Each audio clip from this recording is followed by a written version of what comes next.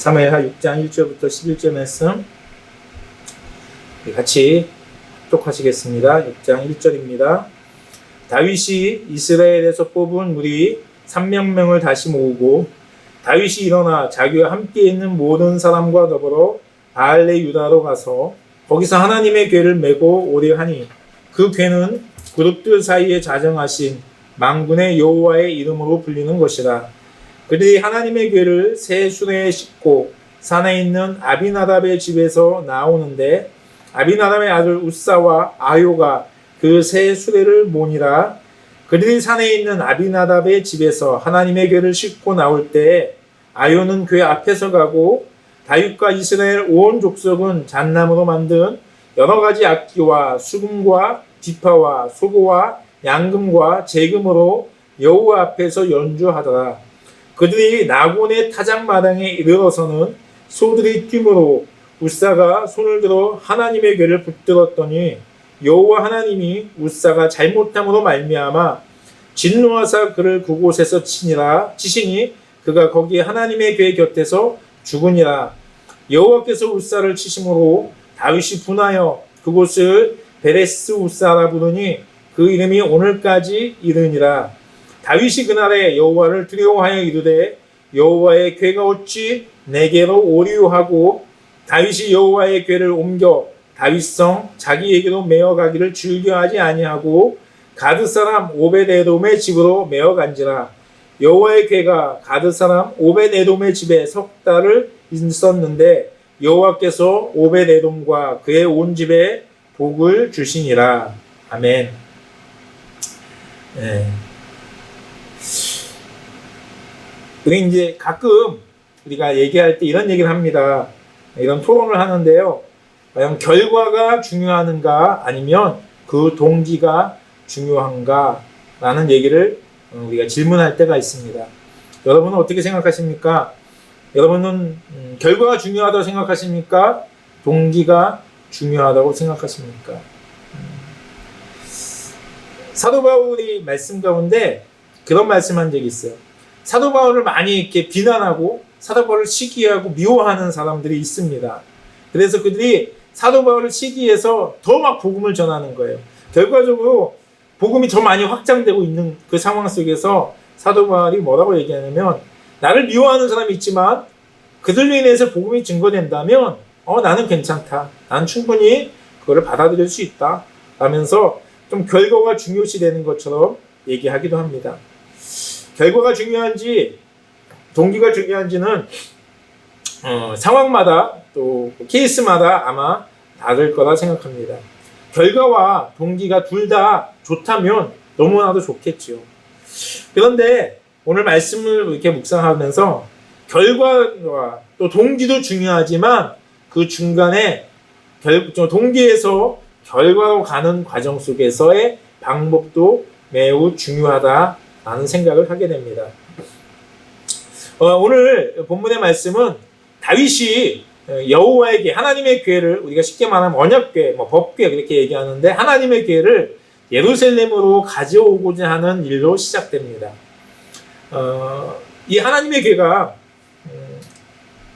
지금 예루살렘에 있지 않고 다른 곳에 있어요. 근데 다윗이 왕이 된 다음에 예루살렘을 수도로 정하고 그래서 그 수도 안에서 예루살렘에서 온 이스라엘을 잘 다스릴 수 있는 정치적인 기반이 잘 갖춰졌습니다. 하지만 그곳에 다윗에게 중요한 게 있었습니다. 바로 하나님의 궤였습니다. 그래서 하나님의 궤를 가져오려고 했는데 이 궤가 어디 있느냐? 보니까 오늘 말씀에 하나님의 궤가 어디 있는가, 어디서 갖고 오는가 그런 말씀이 오늘 본문에 나와 있습니다. 그래서 보니까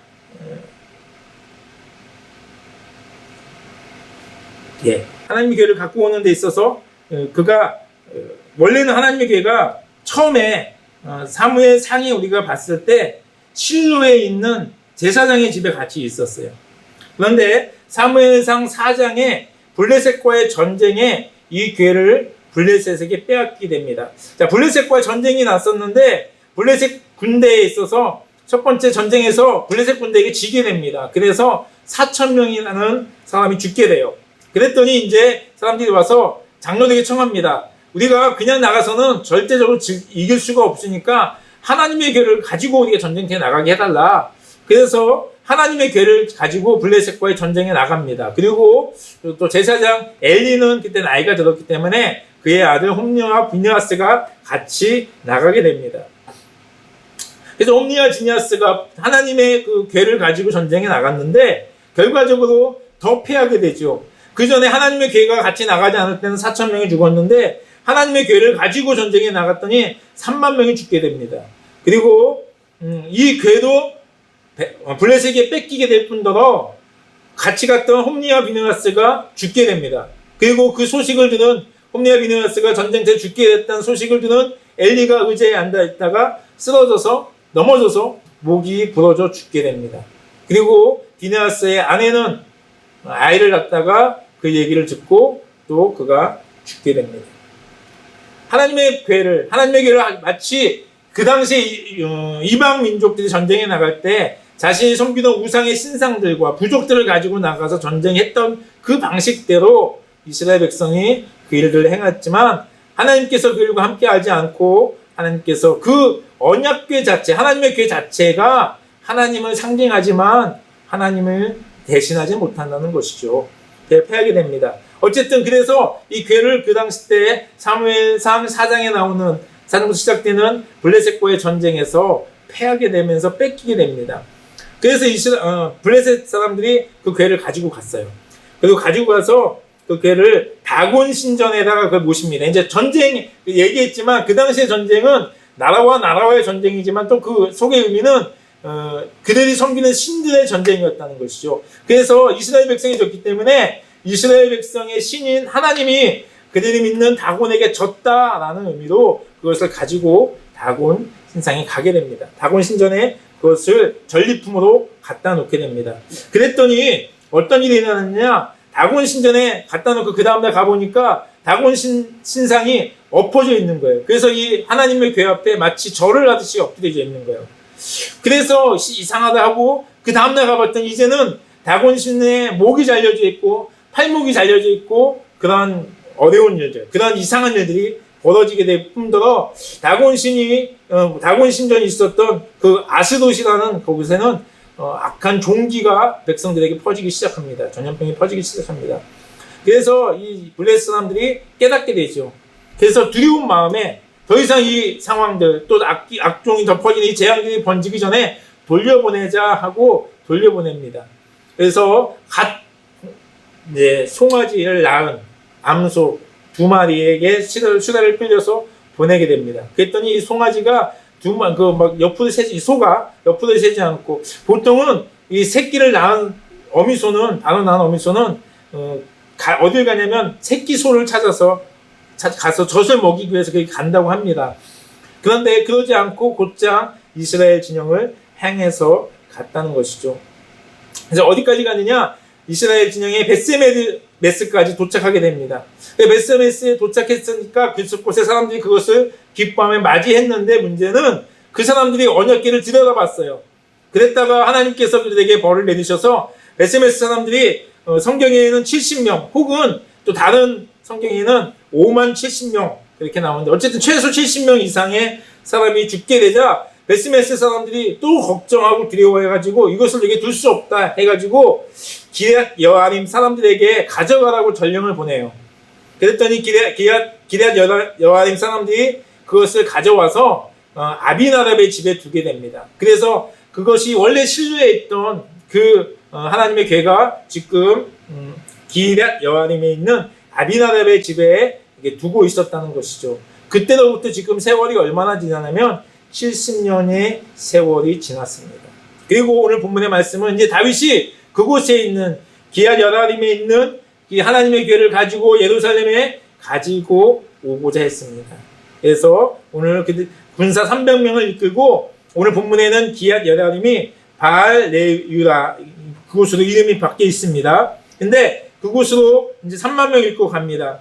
그래서 기럇 여아림에 가서 새 수레를 준비합니다. 그 3만 명이라는 사람들을 데리고 새 수레를 준비해서 온갖 악기를 연주하는 사람들을 데리고 갑니다. 아마 그 언약궤를 가지고 올 것을 기대하면서 흥분하면서 갔을 것이에요. 그런데 그곳에서 잘 끌고 나오다가 무슨 일이 있느냐? 다곤의 타작마당이라는 곳에 이르렀을 때 이 소가 뛰었다고 오늘 나와 있는데 원문에 보면 약간 미끄러졌다 또는 이게 헛발을 뒤졌다 그런 의미예요. 갑자기 발작한 건 아니고 그러면서 수레가 덜컹했겠죠. 덜컹하니까 수레에 실려있던 괴가 하나님의 괴가 떨어질 위기에 또는 손해가 해를 당할 위기에 처하니까 이게 함께 있던 우사가 그것을 붙잡습니다. 떨어지지 않게. 그랬는데 이 하나님께서 우사를 죽이게 돼요. 그리고 우사가 죽게 되자 다윗이 그 괴를 갖고 오는 것을 중단하고 오벳 에돔의 집에 그 괴를 옮겨놓게 됩니다. 이게 오늘 본문의 말씀이에요. 이 본문의 말씀을 통해서 우리가 깨닫는, 우리가 함께 나누고자 하는 말씀을 몇 개 나누기 원합니다. 첫 번째로 볼 때 우리가 아까 얘기한 동기가 중요하느냐 결과가 중요하냐라고 따졌는데 오늘 본문에 나온 말씀 속에서 동기가 굉장히 선하다는 것을 우리는 볼 수 있습니다. 아까도 얘기했지만 이 언약궤가 실로를 떠나서 하나님이 모셔준 그곳에 아비나답의 집에 있게 된 게 벌써 70년이에요. 이 70년의 세월 동안 무슨 일이 있었습니까? 그때는 맨 처음에 그곳에 갔을 때는 사무엘이 막 사역을 시작할 때입니다. 다시 말해서 사울이 등장하지 않을 때예요. 이 이후에 백성들이 요구하고 하나님께서 사무엘을 통하여서 사울을 왕으로 세우시게 되죠. 이 말은 다시 말해서 사울이 통치하는 기간 동안에 또 그 앞에 동안에 이 하나님의 궤에 대해서 그 누구도 신경을 쓰지 않았다는 것입니다. 이 하나님의 궤가 하나님의 임재의 상징이고 그럼에도 불구하고 이 궤에 대해서 그런 중요한 의미가 있음에도 불구하고 이 하나님의 궤를 가져오거나 이 하나님의 궤를 돌보고자 하는 생각들이 사울에게는 없었다는 것입니다. 수많은 전쟁을 하면서도 그가 이스라엘 백성을 하나님께 세우신 왕으로서 다스림에도 불구하고 하나님의 임재의 상징인 이 하나님의 궤를 내버려 방치해두고 있었다는 것이죠. 그런데 다윗이 이제 하나님이 세우신 다윗이 이것을 가지고 오겠다는 것은 그가 자신의 마음과 자신의 뜻이 아니라 하나님의 말씀대로 하나님의 통치하신 대로 이스라엘 백성을 이끌겠다는 그러한 다짐일 수 있습니다. 그리고 이 하나님의 궤에 대한 이 간절한 사모함들 또 그것은 하나님에 대한 사랑함에서 근거할 수 있습니다. 오늘 다윗이 그 궤를 갖고 오려고 준비하는 걸 보니까 3만 명의 사람들을 모았습니다. 물론 여기에는 어떤 의미가 있냐면 이 궤가 있는 기아야림이 블레셋과 가까운 곳이에요. 그렇기 때문에 어떤 혹시라도 군사적인 이 충돌이 있을 수 있기 위해서 3만 명을 모으는데 보니까 1절에 3만 명을 다시 모았다고 얘기하고 있어요. 그러니까 그전에도 모여있던 사람들. 그래서 군사적인 의미가 강할 수 있습니다. 하지만 또 그 안에는 그만큼 다윗이 이 언약궤를 갖고 오는 것에 하나님의 궤를 가지고 오는 것에 대해서 굉장히 큰 의미를 두고 아주 중요하게 준비하고 있었다는 것을 알 수 있습니다. 뿐만 아니라 거기 있는 모든 사람들이 하나님께서 이스라엘 백성이 모든 사람들이 이 궤를 가지고 오는 일에 또 함께 갑니다. 그리고 모든 악기를 준비하면서 축제하면서 기뻐하면서 하나님을 찬양하면서 이 궤를 가지고 출발하는 것을 볼 수 있습니다. 동기가 굉장히 좋잖아요. 말씀대로 하나님을 사모하고 또 말씀대로 하나님의 통치하심대로 이스라엘을 다스리기 위해서 그가 정말 가지고 위해서 새로운 아주 센 수레 아마 수레만 새가 있겠습니까? 아마 끌고 오는 소나 말일 경우도 굉장히 튼튼하고 멋있고 아니면 흠이 없는 그런 소들로 준비해서 아마 가지고 오려고 했을 것입니다. 그런데 아주 선한 동기를 가지고 이 일을 다윗이 시작했음에도 불구하고 오늘 결과는 좋지 못했던 것을 우리는 이미 알고 있습니다. 두 번째 한 사람이 또 있습니다. 바로 우사입니다. 여기 우사를 오늘 본문에는 아비나답의 아들이라고 표현되어 있는데 제가 얘기했죠. 이 하나님의 궤가 아비나답에 들어간 지가 벌써 70년이 되었다는 것이에요. 70년이 되었는데 70년 전에 들어갔는데 그 아들이 70년 전에 아들이 있었으면 지금까지 있으면 70이 넘고 또 30세 이상 되어야 그 일을 감당하니까 100살이 넘어가는 거예요. 그래서 그 원문에 보면 그 원어의 이 해석을 아들이라고 해석할 수도 있지만 아비나답의 자손이라고 해석할 수도 있습니다. 그래서 뭐 중요한 건 아니지만 어떤 아비나답의 어떤 손자 정도라고 우리가 생각할 수 있습니다. 그래서 아비나답의 손 우사가 여기 나오는데요. 우사 그 생각하면 우리가 그냥 얼추 추측할 때 우사가 태어날 때부터 그 이전부터 하나님의 괴는 그 아비나답의 집에 있었다는 거예요. 그죠? 그럼 우사는 계속해서 이 하나님의 괴를 보면서 그의 삶을 살아왔을 것이며 또 그가 그 집안에 이 하나님의 괴가 있으면서 굉장히 그것을 귀하게 생각했을 것이고 굉장히 소중하게 생각했을 것입니다. 그렇게 삶을 살아왔는데 오늘 그 하나님의 괴가 이제 자신의 집을 떠나서 예루살렘을 간다 합니다. 그 새로운 마차가 들어왔어요. 잘 가고 있는데 이 하나님의 괴가 이 소의 미끄러짐, 소의 또 띠을 인하여서 이 수레에서 떨어질 만한 위기가 된 거예요. 맞지 않으면 망가질 만한. 여러분과 제가 웃사람은 어떡할까요? 가고 있는데 갑자기 덜컥하면서 이게 떨어질 위기에 처해있다면 여러분 어떡할까요? 당연히 잡지 않겠습니까? 당연히 붙잡거나 그걸 떨어지지 않도록 안전하게 하지 않겠습니까? 웃사는 그렇게 했어요. 그런데 오늘 결과적으로 그가 죽음을 맞이하게 됩니다. 동기는 굉장히 선했습니다. 하나님에 대한 마음과 하나님에 대한 사랑과 하나님에 대한 열심과 하나님에 대한 헌신이 있었어요. 웃사가 잘못하면 그 교회에 깔려 죽을 수도 있잖아요. 다칠 수도 있잖아요. 그럼에도 불구하고 그가 자기 몸을 희생하면서 각오하면서 그걸 붙잡았는데 결과는 좋지 않은 것이죠. 동기가 굉장히 선하였습니다. 동기가 굉장히 아름다웠습니다. 하나님의 일을 하는 일도 마찬가지예요. 교회에서 사역을 하다 보니까 많은 분들이 하나님을 사랑한다는 이름을 가지고 하나님을 또 따른다는 의미를 가지고 그 자신의 것을 헌신하는 많은 사람들을 보게 됩니다. 하나님을 굉장히 사랑하시는 것 같아요. 교회를 굉장히 사랑하는 것 같습니다.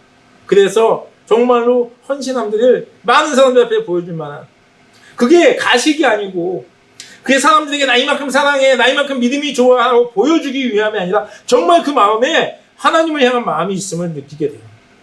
정말 그 마음에 하나님을 향한 그 간절함이 또 하나님을 향한 헌신을 볼 때가 있습니다.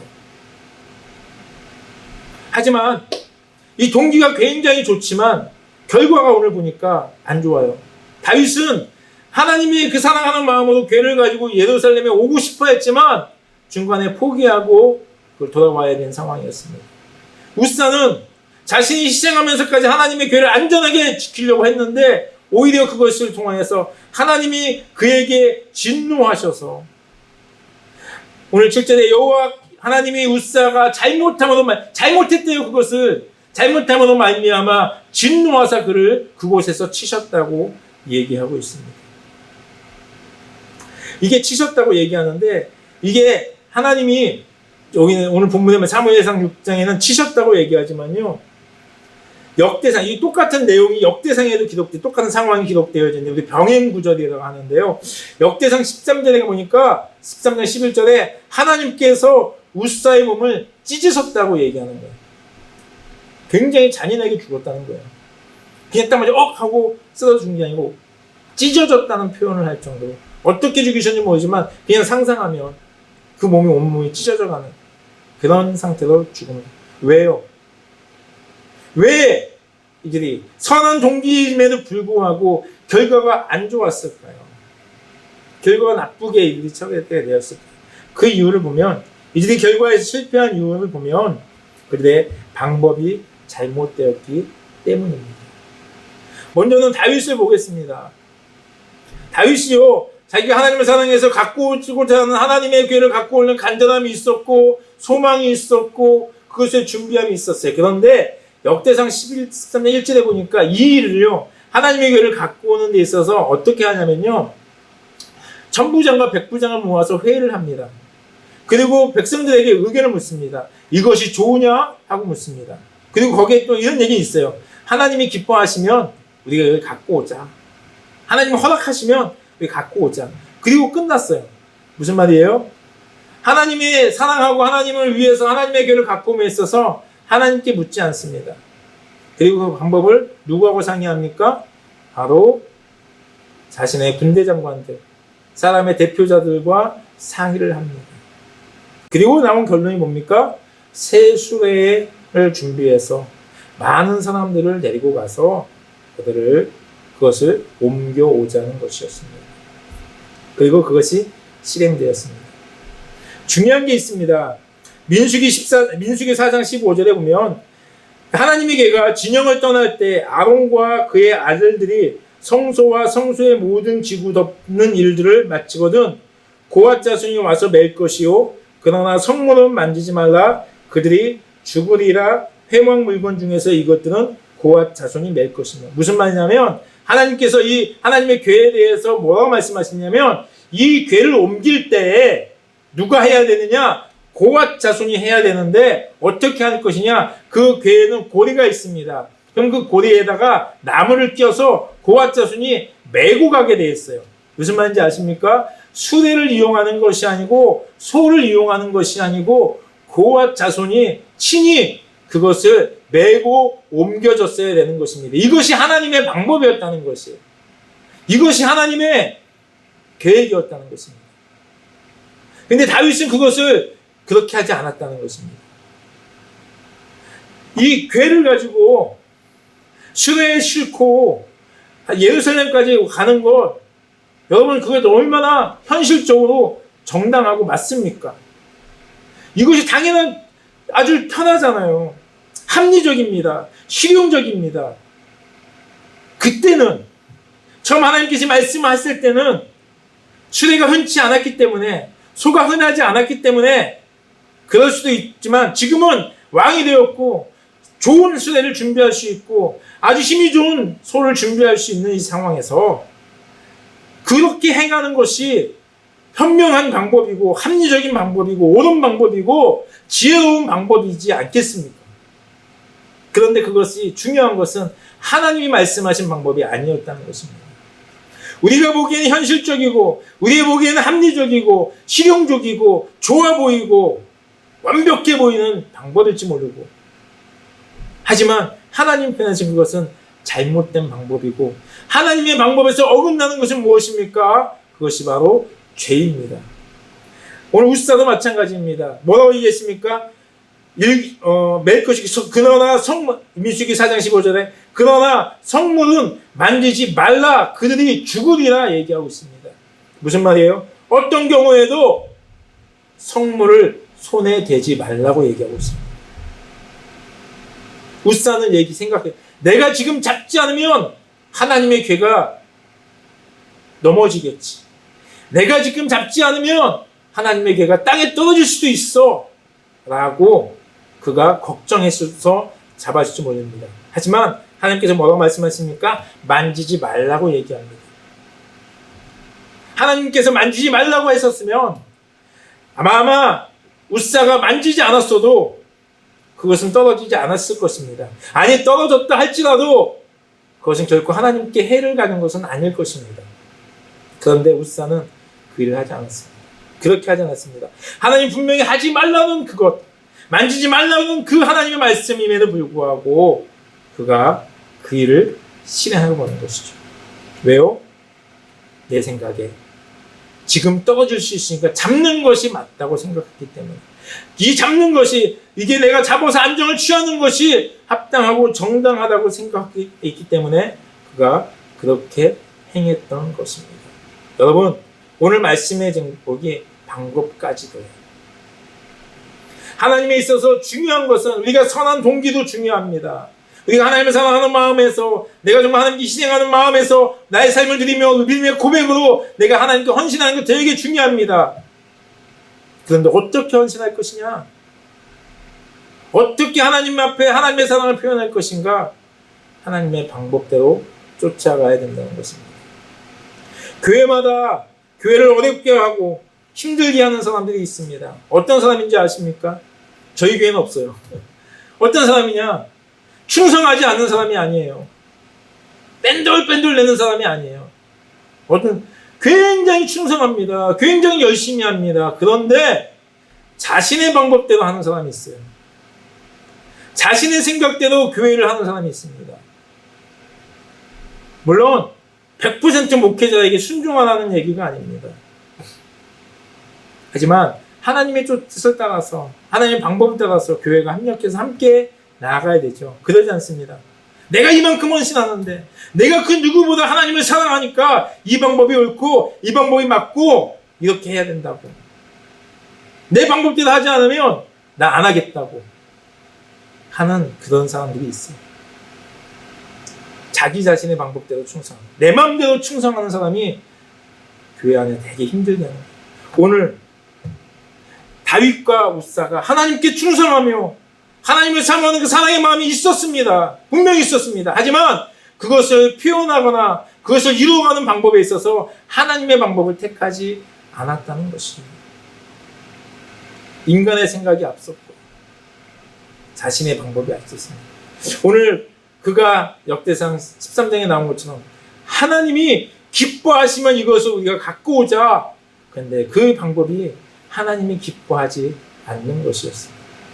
그 방법이 하나님이 인정하는 방법이 아니었다는 것입니다. 현실적인 거요, 이성적인 거요, 합리적인 거요, 실용적인 거요. 그것이 반드시 하나님이 기뻐하시는 방법이거나 그것이 반드시 진리는 아니라는 것을 우리는 알아야 될 것입니다.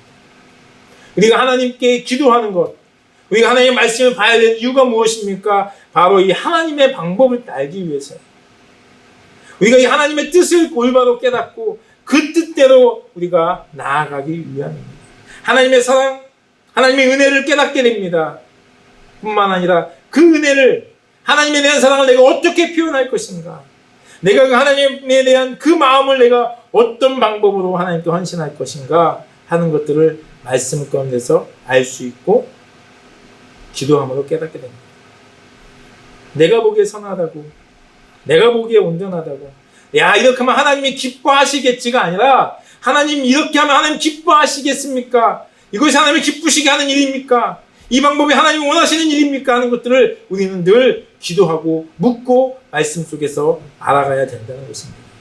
내 생각에 좋다고, 내 생각이 온전하다고, 더 이상 좋은 방법이 없다고가 아니라 하나님의 방법을 따라서 우리가 헌신함이 필요할 줄 믿습니다. 방법이 선해야 됩니다.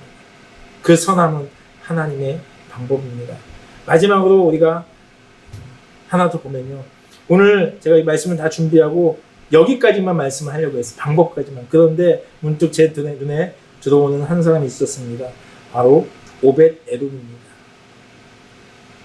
오벳 에돔 10절에 다윗이 여호와의 궤를 옮겨 다윗성 자기에게로 메어가기를 즐겨하지 아니하고 가드 사람 오벳 에돔의 집으로 메어 간지라. 여호와의 궤가 가드 사람 오벳 에돔의 집에 석 달을 있었는데, 여러분과 제가 오벳 에돔이라면 어떡할까요? 지금 방금 내 눈앞에서 혹은 들리는 소문에 하나님의 궤를 옮기던 루사가 그 궤를 들썩이는 그 궤를 잡아서 붙잡아 줬는데, 그때 그가 찢어 죽임을 당했다는 걸 보았다든지 아니면 그것을 들었을 때 쉽사리 이 하나님의 언약궤를, 하나님의 궤를 자신의 집에 들을 수 있겠습니까? 잘못하면요, 지나가다가 실수로 건들게 되면, 아니면 그 옆을 지나가다가 실수로 발이 꼬여가지고 치게 되면 울사처럼 죽을 수 있어요. 마치 뜨거운 감자 같은 거일 수 있어요. 지금 다윗도 그것을 가져간, 그 많이 준비를 했음에도 불구하고 다윗이 가져가는 걸 중단할 정도로 두려운 마음이 생겼어요. 지금 이 순간에, 이 상황에서 다윗의 마음에는, 뿐만 아니죠, 우사의 죽음을 본 모든 사람들 마음속에 이 언약궤는, 이 하나님의 궤는 두려움의 대상입니다. 무서움의 대상이에요. 두려운 마음. 그런데 오벳에돔은 그것을 받아들입니다. 자신에게 맡겨졌을 때 그것이 해가 될 수 있고, 그게 자신에게 어려움이 될 수 있고, 그게 자신에게 걸림돌이 될 수 있는 그 언약궤인데, 그 하나님의 궤인데, 그것이 하나님의 임재이기 때문에, 그것이 하나님을 상징하는 것이기 때문에 그는 기꺼이 그것을 자신의 집에 맞아들입니다. 해가 될 줄도 있음에도 불구하고. 그랬더니 11절에 여호와께서 오벳에돔과 그의 온 집에 복을 주시니라. 그 전에 아비나답의 집에도 하나님께서 언약궤가 온 이후에 그 가정에 복을 주셨듯이 오베데돔의 집에도 하나님께서 있는 3개월 동안 복을 주십니다. 다음 주에 보겠지만 이 복이 어느 정도의 복이었냐, 이 하나님의 오베데돔의 집에 복을 주었다는 소문이 퍼져나갈 만큼 3개월 동안 정말 우리 요즘 표현은 대박이 난 거예요. 그렇게 생각할 수 있을 정도로 크게 하나님께 복을 주셨습니다. 어느 때요? 오늘 이 오베데돔은 어쩌면 그가 이 순간에 이 하나님의 교회를 감당하는 것을 자기네 집에 드리는 것이 그의 사명이라고 생각되어집니다.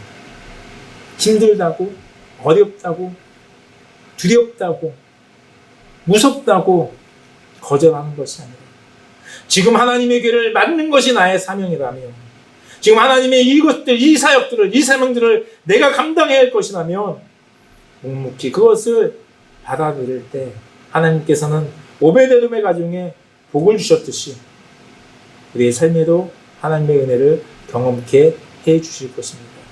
제가 이런 설교를 할 때마다 준비하면서 여러분, 오베데돔이 하나님의 교회를 맡았더니 복을 주셨습니다.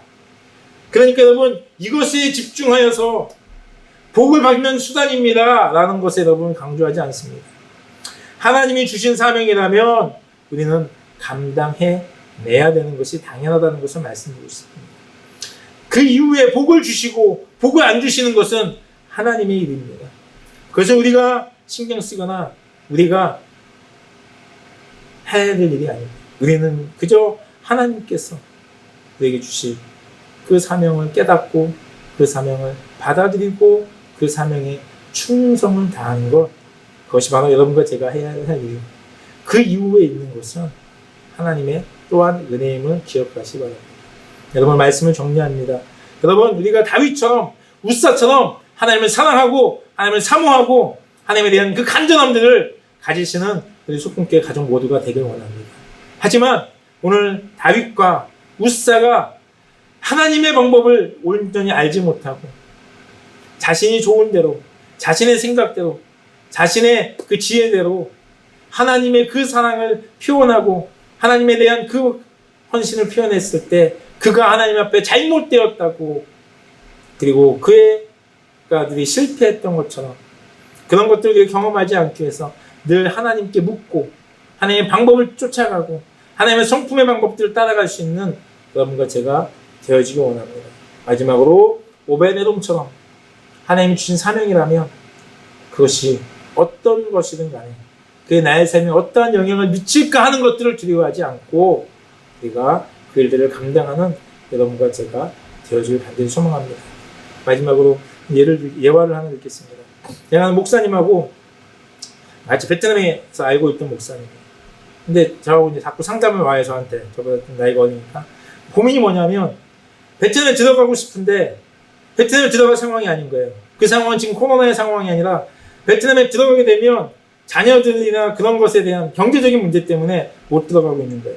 그러면 여기서 그러면 일단 자리를 잡아라. 근데 여기 잡았는데 자꾸 베트남의 마음이 있는 거예요. 베트남에 가고 싶어요. 사모님이 또 베트남 분이세요. 그럼 제가 상담을 하다가 이것도 안 되고 저것도 안 돼서 제가 그랬어요. 목사님, 중요한 거는요, 내가 뭘 하고 싶다고 하는 것도 아니고요, 그곳에 내가 가려고 하는 그곳에 얼마나 많은 게 준비되었냐도 아니고요, 하나님께서 내 마음, 나를 어디에 가길 원하시는가가 중요한 것 같습니다. 하나님께서 베트남에 가라 하시면 자녀가 어떻게 먹여 살릴 것인가, 우리 가정이 그거 걱정하지 마, 가세요. 우리도 가정도 그랬어요. 그러면 얘기해요. 만약에 하나님께서 여기 있어서 여기서 당신이 해야 될 일이 있다고 말씀하시면 내가 아무리 베트남 가고 싶어도 가지 마세요. 이곳에 머물러 그게 사명을 감당하세요. 그렇게 말씀드렸더니 맞는 것 같습니다. 얘기하더만 아직까지 고민하고 있어요. 아직까지 갈등하고 있어요. 답답해 죽겠어요. 내일 정도 또 한번 만나자고 하는데 근데 여러분, 그 말을 제가 그 목사님한테 하면서 저에게도 동일하게 하고 있습니다. 내 마음을 어디에 둘 것인가? 오늘 마지막 찬양처럼 하나님이 마음이 있는 곳에, 하나님의 시선이 있는 곳에, 하나님이 우리를 세우시는 그곳에 우리가 있기를 간절히 소망합니다. 같이 기도하시겠습니다. 하나님,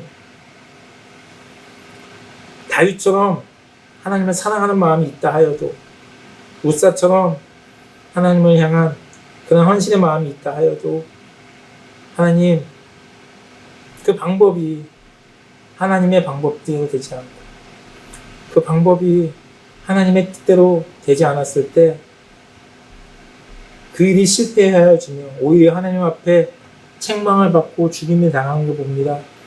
하나님, 먼저 우리에게 다윗과 우사와 같은 그런 하나님을 향한 마음과 헌신의 마음과 사랑의 마음과 간절함의 마음을 허락해 주시옵소서.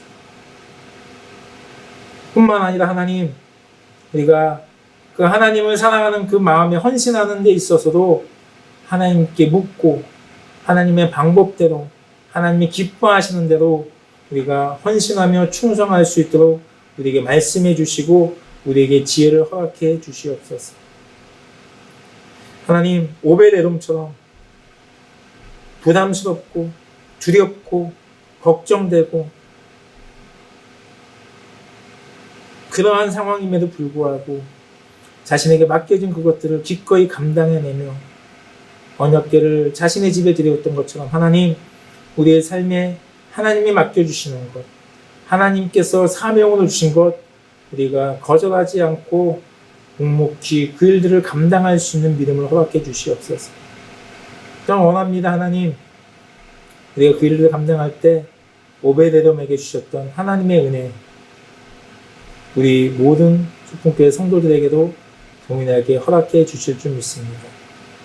하나님 사랑합니다.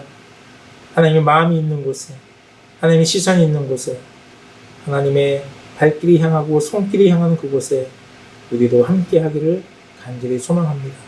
감사하며 예수님의 이름으로 기도했습니다. 아멘.